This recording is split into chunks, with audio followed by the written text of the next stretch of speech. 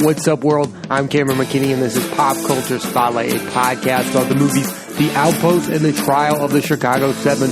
But first, let's talk about the movie The Outpost. Here's a quick synopsis. A tight-knit group of U.S. soldiers are stationed in a small outpost in Afghanistan and are constantly warned of an upcoming attack that they don't take seriously until the Taliban arrives and things quickly escalate into a massive battle. This is one of 2020's surprisingly good movies. Like, this is a modern war film that really holds up against other classics, and a lot of that has to do with the cast. So let's start with Scott Eastwood. He is really good in this film and proves he's a compelling leading man. I've only seen him as a supporting actor in movies like Fury with Shia LaBeouf and Suicide Squad, two films that were directed by David Ayer. But in this, he really is the leading character, and he's interesting. Like, he's kind of like a wild card. He plays by the rules, but when he sees that things are changing, he plays by his own set of rules. He also has the tough and gritty nature of his father, Clint Eastwood.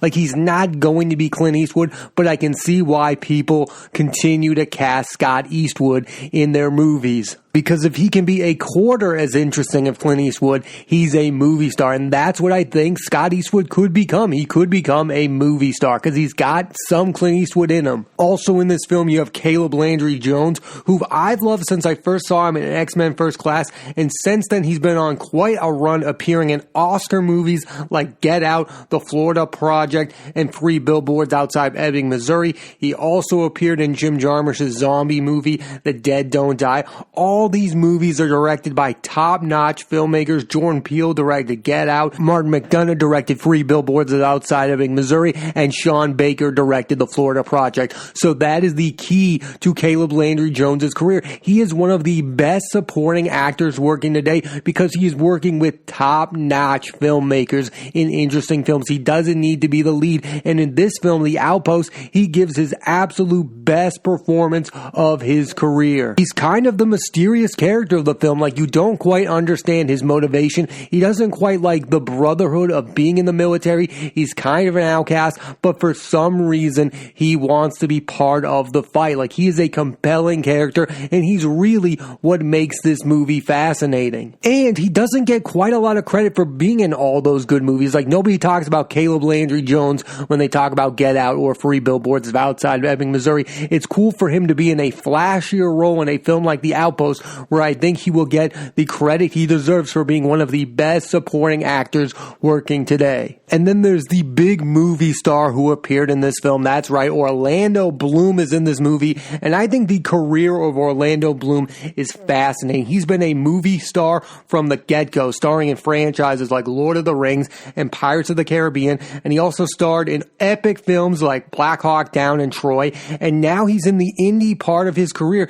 He was in the movie Digging for Fire, which was directed by Joe Swanberg, and Joe Swanberg's TV series Easy. He's really good in this film, and it's a supporting performance, and Orlando Bloom is only in about the first half hour of this film, but I think it's one of the better performances of his career, and I think Orlando Bloom is becoming quite a good actor. He's no longer just a movie star. He's becoming a very good actor. And a role like this makes me wonder, is Orlando Bloom now going to be like an indie movie star guy, or is he going to go back to those blockbuster roles? Like, I think it would be compelling for him to do both of those things because I think he's quite good at both of those things. I think this movie, The Outpost, is a visceral experience. It shows the audience the horror of battle. Director Rod Laurie made a gritty war film that's entertaining about events that could have been avoided. That's what I thought this entire time when I was watching this film. If any of these soldiers had listened to the warning signs around them, this conflict could have been avoided.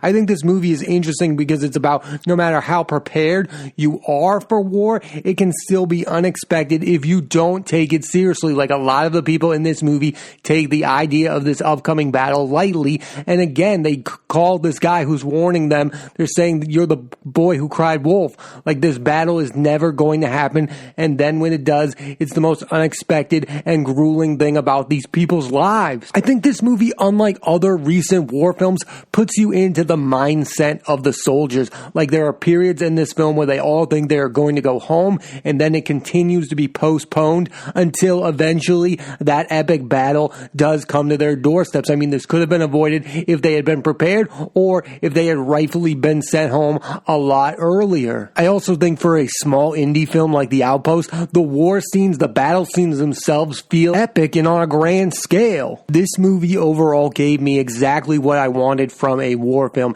It puts me into that experience, what that experience would be like, how grueling it would be, and it puts you into the mindsets of the soldiers, and it gives you three very good, compelling performances from Scott Eastwood, Caleb Landry Jones, and Orlando Bloom, especially the relationship between the Scott Eastwood character and Caleb Landry Jones's character. I mean, the Scott Eastwood character is all about brotherhood, and he thinks it's the experience that makes this worth being a part of, and the Caleb Landry Jones character is not quite buying into that. He thinks it's about beating the bad guys and protecting his family. At the beginning of the film, the Scott Eastwood character is asked if he would ever call home, and he said, "I'm not calling home until this experience is over." It's not just the epic battle that makes The Outpost worth a watch, it's its compelling characters, so I definitely recommend you check out The Outpost. Now let's switch gears and talk about the movie The Trial of the Chicago 7. Here's a quick synopsis.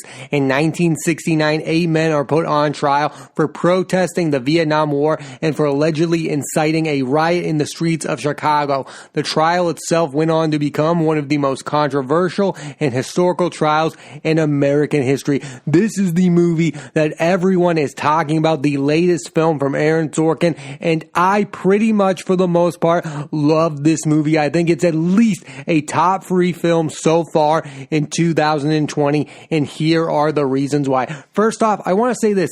I'm a big fan of Eddie Redmayne. I don't quite understand why he's such a polarizing figure. He's been brilliant in movies like My Week with Marilyn, The Theory of Everything, and Fantastic Beasts and Where to Find Them. And then in this, he does an incredible American accent as Thomas Hayden. I think he gives one of the 2 best performances in this film. I'll get to the other performance that I thought was really compelling about this film, but Eddie Redmayne he has an Oscar for a reason. I think he's got this aw shucks movie persona that I'm really into in this point in time. I think he's one of the best movie stars working today, and what he does in this movie is the movie star performance. He is the movie star of this movie. He gives the absolute best movie star performance in this film, and I would not be mad. In fact, I'm rooting for him to get another Oscar nomination for his performance in this film. I'm a fan of Eddie Redmayne, and I think you should be too. He's one of the best actors working today.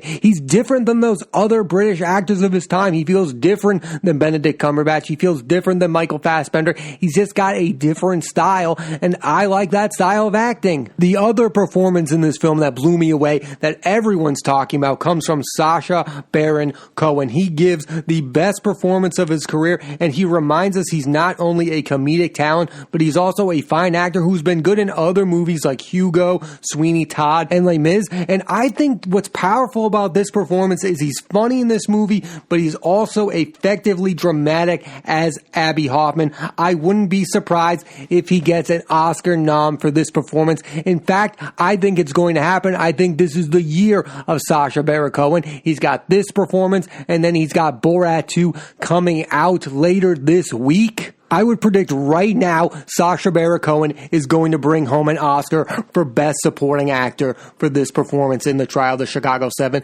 And also in this film is Mark Rylance. And since he's won an Oscar for Bridge of Spies, Mark Rylance has been a consistent presence in really good movies. My personal favorites include Dunkirk and Ready Player One. Just look at the filmmakers Mark Rylance has worked with. He's worked with Steven Spielberg, Christopher Nolan, and now Aaron Sorkin. This guy is a master actor, and now everyone realizes it. It's so interesting that the peak of this man's career is happening, and he's already in his 60s. This is one great performance in The Trial of the Chicago 7. I don't think it's as showy as the Eddie Redmayne performance or the Sasha Baron Cohen performance, but I think it's a performance worth watching. And you can't talk about this film, The Trial of the Chicago 7, without talking about Yahya Abdul-Mateen. Abdul-Mateen, who is having a moment. He won an Emmy for Watchmen. He's great in this film, and he is set to appear in major blockbuster franchises such as Aquaman 2, the fourth Matrix film, and the Mad Max Fury Road prequel about Furiosa, and also the horror film Candyman. Hollywood has decided that Yahya Abdul-Mateen is the next big movie star, and I'm in agreement. In this film, he plays the leader of the Black Panthers, Bobby Seale, who was treated unfairly in this trial and not like a human being at all. It's such a great performance by Yahya Abdul-Mateen. I wouldn't be surprised if he also got an Oscar nomination for this performance. Know the name now because you will be seeing a lot more of Yahya Abdul-Mateen down the line. And here's the rest of the star-studded supporting cast of this film. You have Joseph Gordon-Levitt, who gave a great leading performance earlier this year in 7500.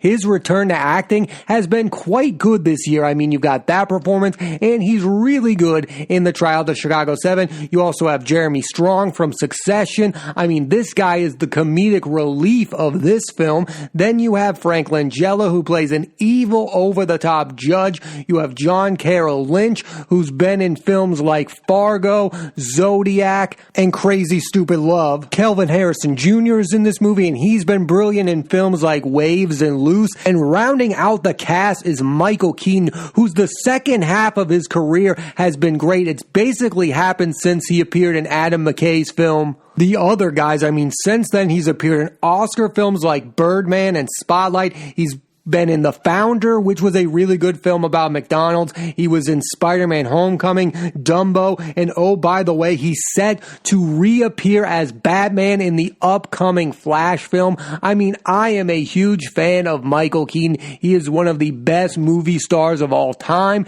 And again, I'm so happy for this part in his career where he can just show up in a movie like this and show us how good of an actor he truly is, because he is one of the greats and one of the most underrated and underappreciated actors of all time. There is a moment in this film between him and Eddie Redmayne's character that is a powerful moment. It's one of the best scenes in this film. We've talked about all the movie stars in this film. Now I have to talk about the writer and director of this movie. That's Aaron Sorkin, and I am a massive Aaron Sorkin fan. He's the best screenwriter of his generation and maybe of all time. He's written masterpieces such as A Few Good Men, The Social Network, Moneyball, and Steve Jobs. He just writes movies that allows movie stars to shine, like Tom Cruise in A Few Good Men, Jesse Eisenberg in The Social Network, and Michael Fassbender in Steve Jobs. I mean, those are all the best performances of all three of their careers, and they're some of the best actors of all time.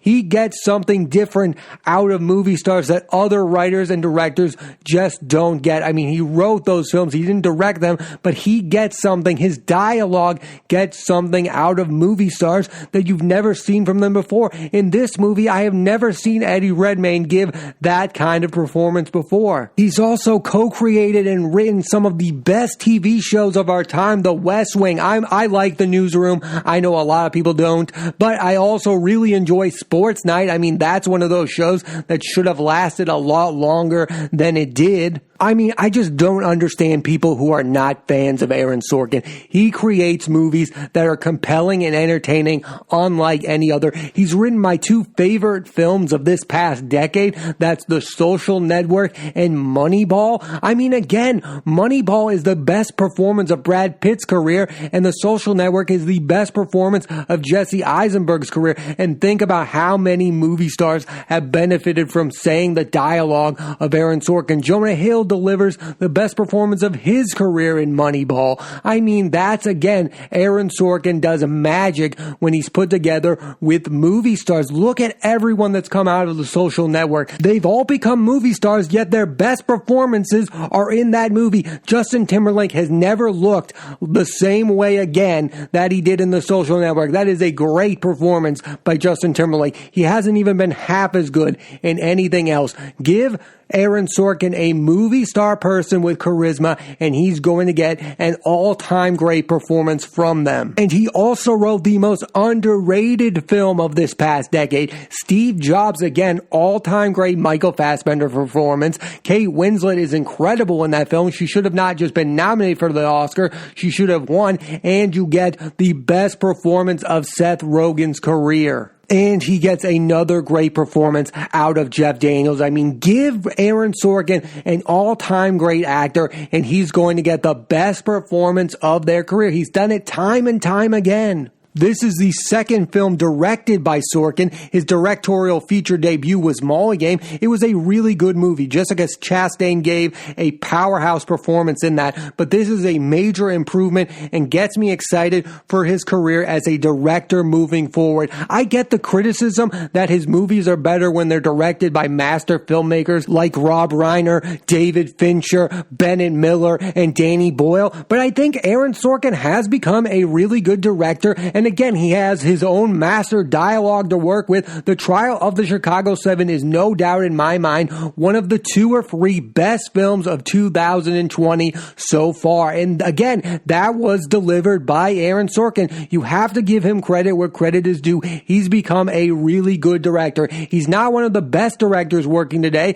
but I think he can get there. And this film is a massive step in the right direction, and I'm interested to see what he directs and writes next, and I will definitely watch it, because even if he does direct a movie that's not quite great like Molly's Game, it's still entertaining than most films, and The Trial of the Chicago 7 is both great and entertaining. This film, The Trial of the Chicago 7, looks at the past but deals with topics that are as relevant as ever: protests, a corrupt government, and racial inequality. They're all in there. And I don't think you can criticize this film for being as topical as ever, because it doesn't feel like it's in there just to be in there. It's in there to tell this story and to show how a lot of things have changed, but not quite as many things that should have. And the thing I liked most about this film and thought that was the most compelling thing about it was the relationship between Abby Hoffman and Thomas Hayden. Those are the 2 characters played by Sasha Baron Cohen and Eddie Redmayne.